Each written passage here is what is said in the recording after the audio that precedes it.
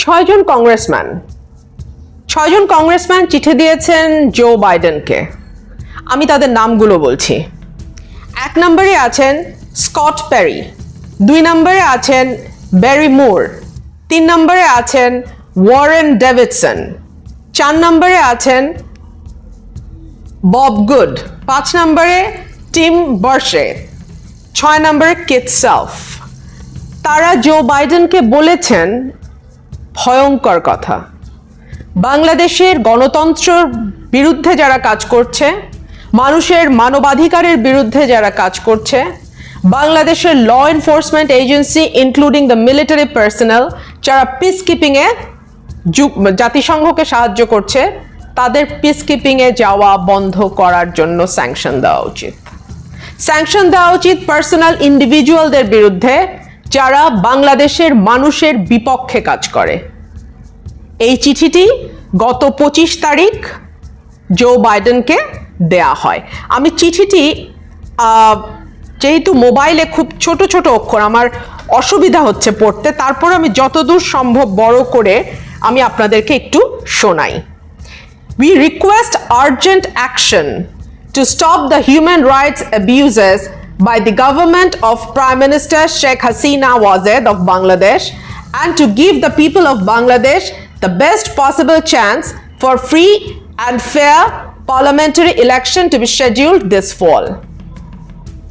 শুরুতেই তারা বলছে যে আর্জেন্ট অ্যাকশন নেওয়া হোক যারা হিউম্যান রাইটস ভায়োলেশন অ্যাবিউজের সঙ্গে যারা যুক্ত, যারা সরকারের নাম ধরে বলছে শেখ হাসিনা ওয়াজেদের সরকার, এবং বাংলাদেশের মানুষ যাতে তাদের ভোটাধিকার সুন্দরভাবে প্রয়োগ করতে পারে, একটা ফ্রি অ্যান্ড ফেয়ার ইলেকশন হয়, সেই জন্যে ব্যবস্থা নেওয়া উচিত। Various NGOs have documented hundreds of instances of human rights abuses by the government of Sheikh Hasina since she assumed power in January 2009, including reports by Amnesty International, Human Rights Watch, Freedom House, and even the United Nations that show Hasina's government has increasingly repudiated democratic system, perpetrated widespread abuse against its citizens, conducted torture, committed extrajudicial killings, jailed journalists, disappeared opponents, and assaulted or killed peaceful protesters. অনেকগুলো অভিযোগ, গুমের অভিযোগ, বিচার বহির্ভূত হত্যার অভিযোগ, খুনের অভিযোগ, জার্নালিস্টদের জেলে নেওয়ার অভিযোগ, মানুষকে উঠিয়ে নিয়ে যাওয়ার অভিযোগ, এবং যারা তার বিরুদ্ধে বা এই সরকারের বিরুদ্ধে কথা বলে তাদের ব্যাপারে হিউম্যান রাইটস ভায়োলেশনের অভিযোগ শুরু হয়েছে সেই 2009 থেকে, যখন থেকে আওয়ামী লীগ ক্ষমতায় এসছে। এবং এই কথাগুলো কারা বলছে? এই কথাগুলো বলছে আন্তর্জাতিক মানবাধিকার সংস্থা ক্রমাগত বলে যাচ্ছে। অ্যামনেস্টি ইন্টারন্যাশনাল আছে, হিউম্যান রাইটস ওয়াচ আছে, ফ্রিডম হাউস আছে, এমনকি জাতিসংঘের কথাও বলছে, যারা এই সরকারের মানবাধিকার লঙ্ঘন নিয়ে ক্রমাগত কথা বলেছে, রিপোর্ট দিয়েছে। The well-documented abuses by the Hasina government are not confined to her political opponents. The government also has persecuted ethnic and religious minorities in Bangladesh. ভয়ঙ্কর অভিযোগ। শুধু যে তার অপোনেন্ট বা তার বিরোধী পক্ষকে সে দমিয়ে রাখছে, এই সরকার দমিয়ে রাখছে তাই নয়, বরং ক্ষুদ্র নৃজাতিগোষ্ঠী এবং ধর্মীয় সংখ্যালঘু যারা আছেন তাদের উপরও ভয়াবহ নির্যাতন এবং তাদের উপরও নানান রকম অপারেশন এই সরকার করেছে। Since Sheikh Hasina's rise to power, the Hindu population has been halved. Looting and burning of households, destruction of temples and religious idols, murder, rape, and forced religious conversion are causing Hindus to flee Bangladesh. তাদের বাড়িঘর লুট করা, আগুন দেয়া, নানানভাবে তাদেরকে torture করার যে ফল হয়েছে সেটা হচ্ছে যে হিন্দু জনগোষ্ঠী বাংলাদেশে প্রায় অর্ধেক হয়ে গেছে আগে যা ছিল, এবং তারা বাংলাদেশ ত্যাগ করতে বাধ্য হচ্ছে।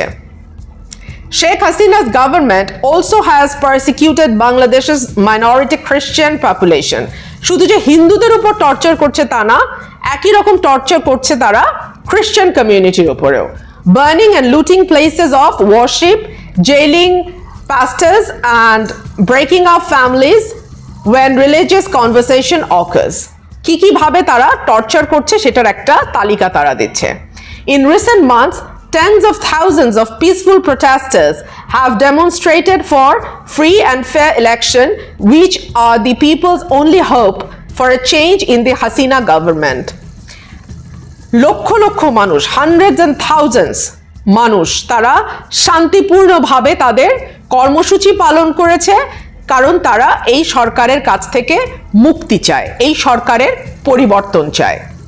In response, Bangladesh's Rapid Action Battalion, RAB, the major perpetrator of torture, disappearances and extrajudicial killings in Bangladesh, have arrested, intimidated and even killed peaceful demonstrators.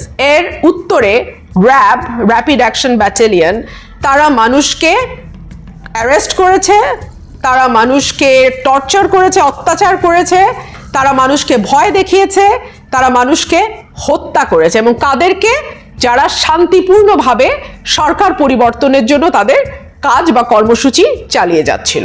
The RAB has been characterized as a government death squad by numerous NGOs including Human Rights Watch. RAB K death squad বলা হয় বাংলাদেশের, এবং কারা বলে? অনেকগুলো NGO বলে, অনেকগুলো human Rights Organization বলে, এবং তার মধ্যে তারা ক্যাটেগরিক্যালি স্পেসিফিক্যালি নাম বলেছে হিউম্যান রাইটস ওয়াচের। এরপরে তারা বলছে, এটা বেশ লম্বা একটা চিঠি। In a recent investigation by German state broadcaster Deutsche Welle and Sweden-based news agency Netze News, two whistleblowers and former members of the RAB confessed that these incidents of extrajudicial killings and enforced disappearance could not be possible without the Home Minister and Prime Minister Sheikh Hasina's approval.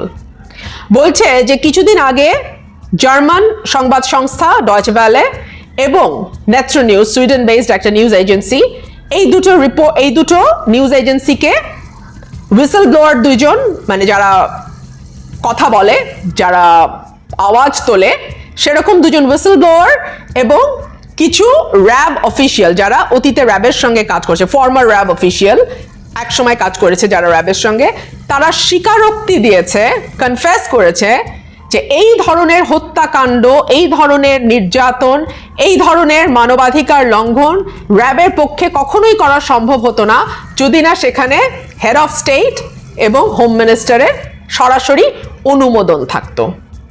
The US government designated RAB a serious human rights abuser more than a year ago and sanctioned several law enforcement authorities responsible for many of the killings and other atrocities. বলা হচ্ছে যে র্যাবের উপরে serious human rights ভায়োলেশনের জন্য বা মানবাধিকার লঙ্ঘনের জন্য স্যাংশন দিয়েছে ইউএস গভর্নমেন্ট, এবং তাদের খুন এবং অন্যান্য যে অন্যায় তারা করেছে সেই কারণেই তাদের উপরে এই স্যাংশন এসছে। Yet the Hasina regime has only intensified its systematic repression of the people of Bangladesh since sanctions were imposed. কিন্তু তাতে কিছুই আসে যায় নাই।